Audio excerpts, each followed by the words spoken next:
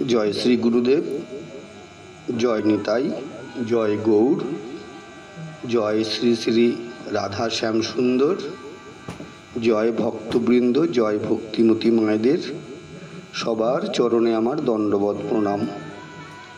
ग्रंथपाठ चैनेले आपनादेर सबाइके सुस्वागतम। आपनारा सबाई इतिपूर्वे जेनेछेन এই গ্রন্থপাঠ চ্যানেলের একমাত্র উদ্দেশ্য প্রাচীন গ্রন্থ থেকে আস্বাদন করা এবং আস্বাদন করানো। আমরা ইতিপূর্বে অনেকগুলো প্রাচীন গ্রন্থের আস্বাদন আমরা করেছি, যেমন শ্রীপাদ ঈশ্বরপুরীর মহিমামৃত, চৈতন্য কারিকায় রূপ কবিরাজ, শ্রী শ্রী নিত্যানন্দ চরিতামৃত, বিভিন্ন বৈষ্ণবীয় কবিতা এবং একাদশী ব্রত আদি, এবং সবার শেষে শ্রী শ্রী নিতাই গৌর শ্রী বিগ্রহ লীলা কাহিনী আমরা শুরু করেছিলাম। ইতিপূর্বে 5টি পর্ব আমরা আস্বাদন করেছি। আজ এই প্রাচীন গ্রন্থ অর্থাৎ শ্রী শ্রী নিতাই গৌর শ্রী বিগ্রহ লীলা কাহিনী, মুরারি গুপ্তের সেবিত বিগ্রহ শ্রীধাম বৃন্দাবনের লুই বাজারে পিসিমা গোস্বামিনীর নিতাই গৌর রূপে আখ্যায়িত হয়ে সেবা পূজা চলছে, সেই কাহিনী আমরা আস্বাদন করে চলেছিলাম। আজ এই গ্রন্থের শেষ পর্ব পূর্ব প্রকাশের পর আজকে থেকে আমরা আবার শুরু করছি। পাঠে ভুল ভ্রান্তি ত্রুটি বিচ্যুতি আপনারা নিজ গুণে ক্ষমা করে দেবেন। যদি ভালো লাগে লাইক করবেন। যদি এই প্রাচীন গ্রন্থ পাঠ শ্রবণ করে ভালো লাগে, যদি আপনি একজন ভক্তের মধ্যেও শেয়ার করেন, তার মাধ্যমে যদি আরেকজন ভক্তের মধ্যেও ছড়িয়ে পড়ে, তাহলে কিন্তু এটাও একটা গ্রন্থের সেবা হবে। তাই আপনাদের কাছে অনুরোধ, নিজে আস্বাদন করুন, অন্যকে শেয়ার করুন এবং এই চ্যানেলটিকে সাবস্ক্রাইব করে রাখুন পূর্বের ভিডিও এবং পরের ভিডিওগুলো পাওয়ার জন্য। আপনারা কৃপা আশীর্বাদ করবেন যেন আমি এই প্রাচীন গ্রন্থ পাঠের মাধ্যমে আপনাদের সেবা করতে পারি। এছাড়া আমার অন্য কোনো অভিলাষ নেই। আসুন আমরা আস্বাদন করি শ্রী শ্রী নিতাই গৌর শ্রী বিগ্রহ লীলা কাহিনী, ষষ্ঠ বা শেষ পর্ব। বালগৌরাঙ্গের পুনরায় রোষ। বালগৌরের রাগের আরও একটি কাহিনী আছে। পিসিমা গোস্বামিনীর আজ্ঞা ছিল কাহারও নিকট অগ্রে প্রণামী লইয়া প্রভুর প্রসাদ দিবে না। গৌরনিতাইয়ের ইচ্ছানুযায়ী তিনি এই আজ্ঞা প্রচার করিয়াছিলেন। একদিন একটি লোক 2 আনা ঠাকুরের প্রণামী দিয়া প্রসাদ চাহিল। গোপেশ্বর প্রভু তাহাকে বলিলেন, প্রণামী পরে দিও, অগ্রে প্রসাদ পাও। সেই লোকটি তাহা শুনিল না। গোপেশ্বর প্রভুর আর সে কথা মনে ছিল না। 2 আনিটি প্রভুর শ্রীমন্দির দ্বারেই রহিয়া গেল। ইহাতেই প্রভুর রাগ। শ্রীমন্দির অভ্যন্তরে চন্দন পাটা ছিল। পিসিমা গোস্বামিনী যথারীতি বারান্দায় বসিয়া মালা জপ করিতেছেন। হঠাৎ চন্দন পাটাখানি মন্দির দ্বারের চৌকাঠ ডিঙাইয়া কে যেন সজোরে ফেলিয়া দিল। উহা গড়াইতে গড়াইতে বারান্দা দিয়া নিকটস্থ ভাণ্ডার গৃহে গিয়া এক কোণে স্থিত একটি চাউলের হাড়ায় লাগিল এবং উহা ভাঙিয়া গেল। চাউল সকল গৃহ মধ্যে চতুর্দিকে ছড়াইয়া পড়িল। পিসিমা গোস্বামিনী গোপেশ্বর প্রভুকে ডাকিয়া বলিলেন, ওই দেখ, সেই দুয়ানিটির জন্য আমার গৌরের এত রাগ, আমার এত বড় জ্বালাটি ভাঙিয়া দিল, চাউল সকল গৃহময় ছড়াইয়া দিল, তুই কেন তাহাকে রাগাস? গোপেশ্বর প্রভু সেই হইতে বিশেষ সাবধান হইলেন। স্থলে বিশেষ দ্রষ্টব্য এই, চন্দনপাটা গোলাকার প্রস্তর নির্মিত ভারী দ্রব্য, মন্দিরে চৌকাঠ উচ্চ, তাহা ডিঙাইয়া বারান্দায় ভিতর দিয়া ভাণ্ডার গৃহের মধ্যে উহার গতি অতি অদ্ভুত কাণ্ড, সন্দেহ নাই। প্রভুর রাগ হইলে জ্ঞান থাকিত না। সচিমাতার উপর রাগ করিয়া তিনি অঙ্গনের বৃক্ষ ও গৃহের চালের উপর পর্যন্ত যষ্টির আঘাত করিতে কুণ্ঠিত হন নাই। মন্দির হইতে চন্দনপাটা ছুড়িয়া চাউলের জ্বালা ভাঙিবেন, ইহাতে আর আশ্চর্য কি?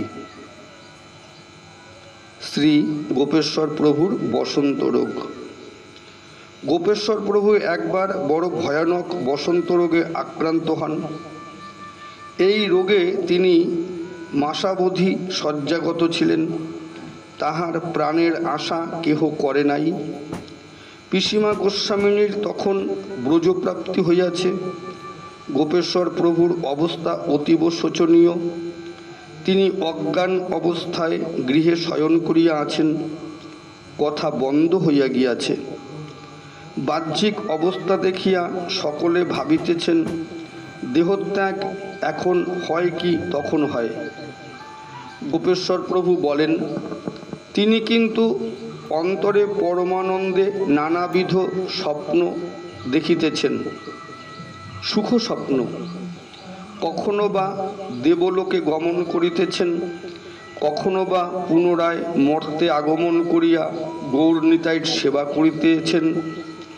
রাত্রি শেষে তিনি দেখিলেন যেন কে একটি করাল বদনা ভীষণ দশনা রাক্ষসীর ন্যায় ভয়ঙ্কর রূপা স্ত্রীলোক তাহার নিকট আসিয়া তাহাকে কোথাও লইয়া যাইবে বলিয়া উদ্যোগ করিতেছে।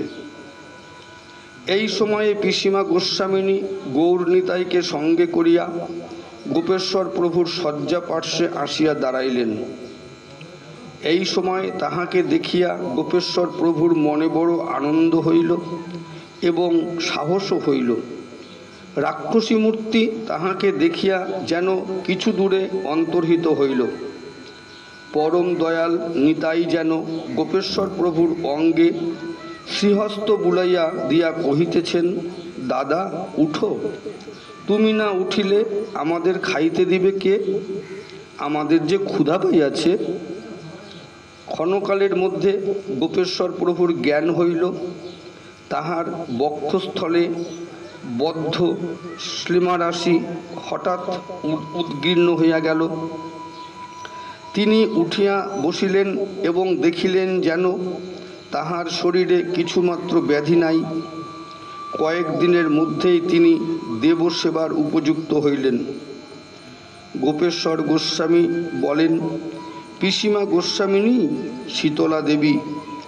তিনি কথায় কথায় বলিতেন, আমার নাম চন্দ্র শশী। দুই চন্দ্র মিলিত নাম কাহারও হয় না। সংসার জ্বালাপীড়িত জগজ্জীবের প্রাণ শীতল করিতে প্রভু আমাকে ভূতলে পাঠাইয়াছেন। আমি যাহা উপদেশ দিব তাই করো। শ্রী নিতাই গৌরের ঝুলনোৎসব। পিসিমা গোস্বামিনীর মন্দিরে নিতাই গৌরের অনন্ত লীলা। তাহাদিগের আর একটি অপূর্ব লীলা কাহিনী শ্রীপাদ গোপেশ্বর প্রভু সেদিন শ্রী বৃন্দাবনে আমাকে বলিয়াছিলেন। আনন্দ লীলাময় বিগ্রহদ্বয়ের লীলা কাহিনীগুলি মধু হইতেও মধু। এই সকল লীলামধু নিজে আস্বাদন করিয়া যত সুখ হয় ততোধিক সুখ হয় অপরকে আস্বাদন করাইয়া। সেই জন্য এই ক্ষুদ্র পুস্তিকার অবতারণা।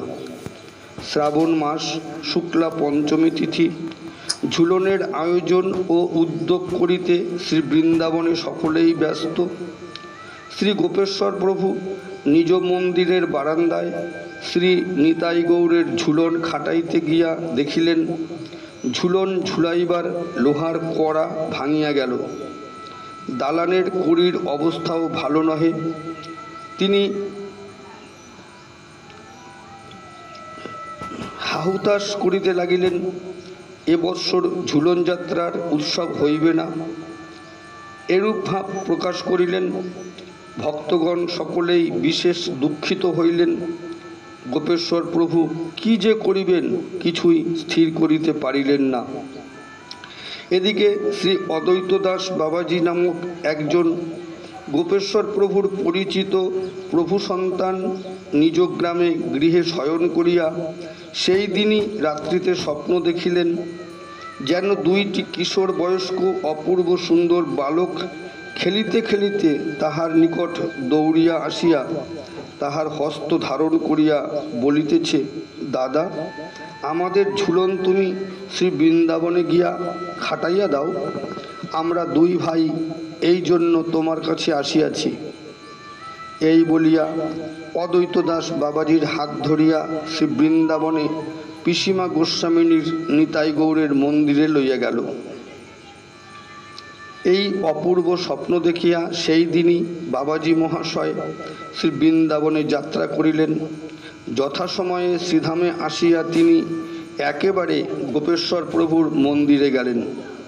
নিজ স্বপ্ন বৃত্তান্ত সকলই কহিলেন এবং তাহার মুখে এবার ঝুলনোৎসব না হওয়ার বৃত্তান্ত শুনিলেন। উভয়েই প্রেমে গদগদ হইয়া প্রেমালিঙ্গন করত অঝোর নয়নে কতক্ষণ ঝুলিলেন।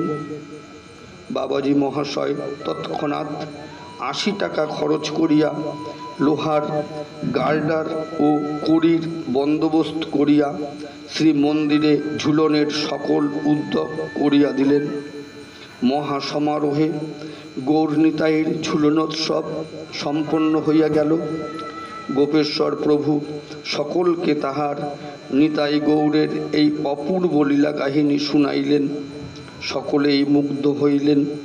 ধন্য ধন্য অদ্বৈত দাস বাবাজি, ধন্য গোপেশ্বর প্রভু, জয় নিতাই, জয় গৌর।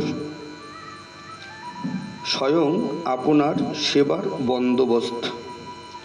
পিসিমা গোস্বামিনীর কৃপা বলে গোপেশ্বর গোস্বামী প্রভু শ্রী বিগ্রহের সেবা কার্য অতি সুচারুরূপে চালাইতেছেন। শ্রী বিগ্রহের কোনো প্রকার বৃত্তি নির্দিষ্ট নাই, ভূসম্পত্তি নাই, কিন্তু কোথা হইতে সেবার সমস্ত দ্রব্যাদি নিয়মিত রূপে কে জোগাড় করিয়া দিতেছে ইহা ভাবিলেই মনে প্রভুর অপার করুণার কথা উদয় হয়। নিত্য অতিথি সেবা, বৈষ্ণব সেবা, রাজভোগ প্রভৃতি সকলই নিয়মিতভাবে চলিতেছে। প্রতি মাসে ১০০ টাকার কম খরচ হয় না।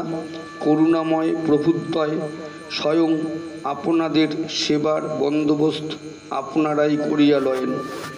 গোপেশ্বর প্রভু সেবার কার্য লইয়া ব্যস্ত। তাহার ভিক্ষা করিবার অবসর নাই, আর প্রয়োজনও হয় না। সকলে আসিয়া সকল দ্রব্যই গৌরনিতাইয়ের মন্দিরে আনিয়া দিয়া যায়। যাহার যে নূতন সামগ্রী আসে, যে নূতন বস্তু আসে, অগ্রে পিসিমা গোস্বামিনীর গৌরনিতাইকে না দিয়া থাকিতে পারে না। শ্রীধাম বৃন্দাবনে প্রভুদ্বয়ের সেবা। শ্রীধাম বৃন্দাবনে শ্রী শ্রী গৌরনিতাইয়ের শ্রীবিগ্রহ দুই স্থানে যথারীতি পূজিত ও সেবিত হন। এক শৃঙ্গার বটে, আর গোপেশ্বর প্রভুর কুটিরে। উভয় স্থানেই প্রভুদ্বয়ের শ্রীমূর্তিদ্বয় বিরাজমান। উভয় স্থানের শ্রী বিগ্রহই প্রাচীন। পরম গৌরভক্ত শ্রীল গোপেশ্বর প্রভুর কৃপায় তাহার নিকট হইতে তাহার বড় আদরের ধন গৌরনিতাইয়ের অপূর্ব লীলা কাহিনী যাহা কিছু সংগ্রহ করিয়াছিলাম, তাহা কৃপাময় পাঠকবৃন্দকে প্রেম উপহার দিয়া কৃতার্থ হইলাম। এই সকল লীলা কাহিনী ভক্তি উদ্দীপক, শ্রীমন মহাপ্রভুর নিত্য লীলার জ্বলন্ত দৃষ্টান্ত। শ্রী গৌরাঙ্গ সেবকের পক্ষে এমন উপাদেয় বস্তু আর নাই। আত্মশোধনের জন্য এই সুমধুর লীলা কাহিনীগুলি অনুশীলন করিলাম মাত্র। ইহা অনুভবের বস্তু, অনুভবী ভক্ত জনের আদরের ধন। পিসিমা গোস্বামিনীর ব্রজপ্রাপ্তি। বস্তুত পিসিমা গোস্বামিনী সাধন সিদ্ধা নারীরত্ন ছিলেন। তাহার গৌরভক্তি অতুলনীয় ছিল। সচিমাতার কৃপায় তিনি বাৎসল্য রসের অধিকারিণী হইয়াছিলেন। তাহার ব্রজপ্রাপ্তি কাহিনীটি অতি সুন্দর। 106 বৎসর বয়ক্রমে তাহার ব্রজপ্রাপ্তি হয়। গৌর নিতাইয়ের শ্রীমন্দিরের বারান্দায় বসিয়া গৌর নাম জপ করিতে করিতে তিনি দেহত্যাগ করেন। পূর্বে তিনি গোপেশ্বর প্রভুকে বলিয়াছিলেন সেই দিনই তিনি দেহত্যাগ করিবেন। গৌর নিতাইয়ের সুন্দর বদনচন্দ্র দেখিতে দেখিতে হাসিতে হাসিতে পুণ্যবতী রমণী নশ্বর দেহত্যাগ করিয়া নিত্যধামে নিত্যলীলায় প্রবেশ করিলেন। শ্রীধাম বৃন্দাবনে তখন সিদ্ধ চরণদাস বাবাজি ছিলেন। তাহার প্রসিদ্ধ কীর্তনের দলবল পিসিমা গোস্বামিনীকে লইয়া শ্রীধাম পরিক্রমা করিয়া শ্রী যমুনা তীরে মহাসংকীর্তন যজ্ঞ আরম্ভ করিয়াছিলেন। ব্রজবাসী বৈষ্ণবগণ বলেন তেমন কীর্তনানন্দ আর কখনো হয় নাই। সমস্ত বৈষ্ণব মণ্ডলী সেই মহাসংকীর্তনে যোগদান করিয়া ধন্য হইয়াছিলেন। প্রত্যক্ষদর্শী বৈষ্ণবগণ বলেন পিসিমা গোস্বামিনীর শবদেহ হইতে অপূর্ব জ্যোতিপ্রকাশ হইয়াছিল। সব দেহ শ্রী যমুনা ঘাটে দাহকালে মহালোক সংঘট্ট হইয়াছিল। শ্রী গোপেশ্বর গোস্বামী প্রভু। শ্রী নিত্যানন্দ বংশবতংশ বালব্রহ্মচারী বিষয়ে বিরক্ত বৈষ্ণব চূড়ামণি শ্রীল গোপেশ্বর গোস্বামী প্রভুর চরিত্রটিও অতি অদ্ভুত। তাহারও লীলা কাহিনীগুলি অতীব সুন্দর। তিনি ভারতবর্ষের সকল তীর্থই পরিক্রমা করিয়াছেন। কঠোর সাধনায় জীবন অতিবাহিত করিয়া গৌর নিতাইয়ের প্রেমে পড়িয়া এক্ষণে তাহাদের শ্রীচরণ সেবায় আবদ্ধ হইয়াছেন। যদি ভাগ্যে থাকে তাহার সংক্ষিপ্ত জীবনী লিখিয়া আত্মশোধন করিবার বাসনা রহিল। জয় গৌর নিতাই, জয় পিসিমা গোস্বামিনী, জয় গোপেশ্বর প্রভুজি। উপসংহার।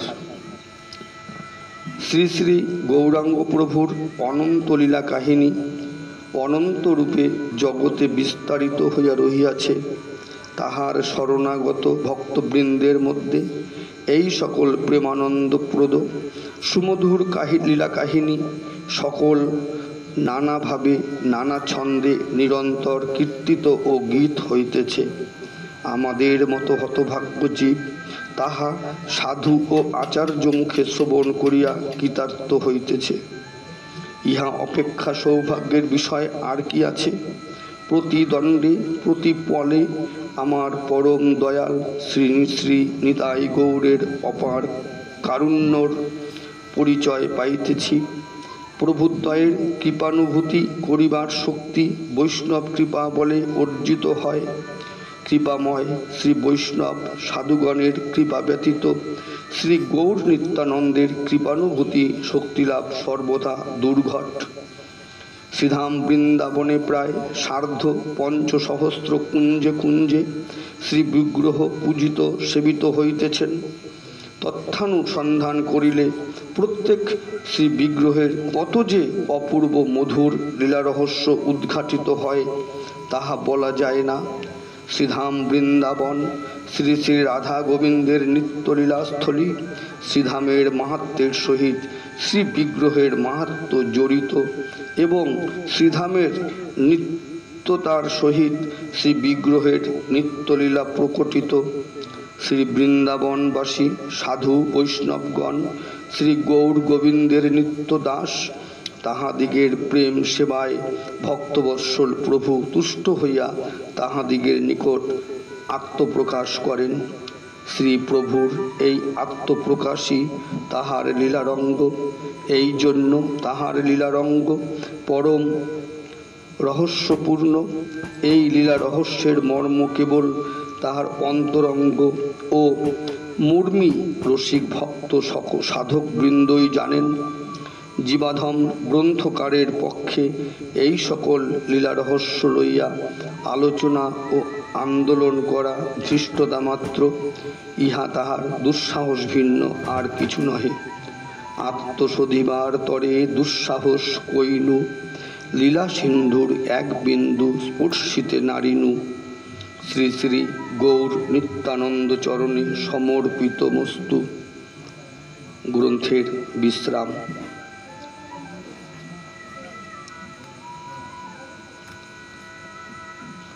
এই গ্রন্থটির প্রকাশন তিথি শ্রী গৌর পূর্ণিমা 28শে ফাল্গুন গৌরাব্দ 493, বঙ্গাব্দ 1385, ইংরাজি 1979।